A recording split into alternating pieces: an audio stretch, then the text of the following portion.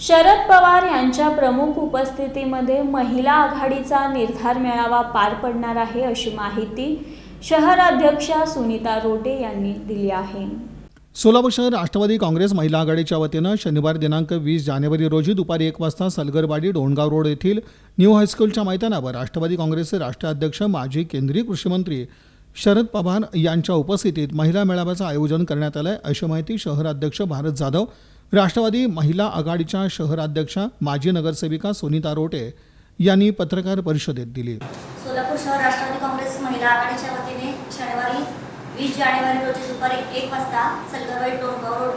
सोलापूर या ठिकाणी न्यू हायस्कूलच्या मैदानावर राष्ट्रवादी काँग्रेसचे राष्ट्रीय अध्यक्ष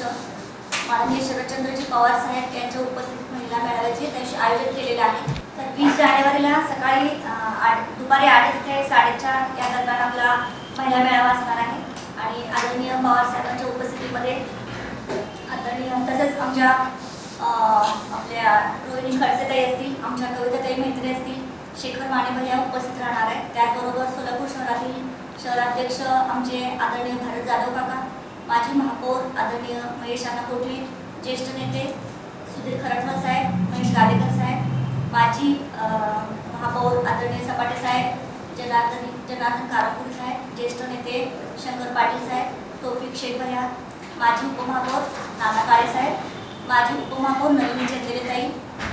प्रदेश उपाध्यक्ष आदरणीय प्रमोददादा गायकवाड, राजन भाऊ जाधव, अजितदादा बनसोडे आणि शहर सचिव चंद्रकांतदादा पवार यांच्या मार्गदर्शनाखाली व विजयंती सेलचे अध्यक्ष मोहम्मद इंडिकर, युवक अध्यक्ष अक्षय वागसे, निशांत साळवे, युवती अध्यक्ष आमच्या प्रतीक्षा चव्हाण, झोपडपट्टी सेल अध्यक्ष लक्ष्मण भोसले, ओबीसी सेल अध्यक्ष कुडले, दक्षिण विधानसभा अध्यक्ष नूरदीन मुल्ला, मध्य विधानसभा अध्यक्ष जावेद शिकलकर, उत्तर विधानसभा अध्यक्ष युवराज सरवते तसेच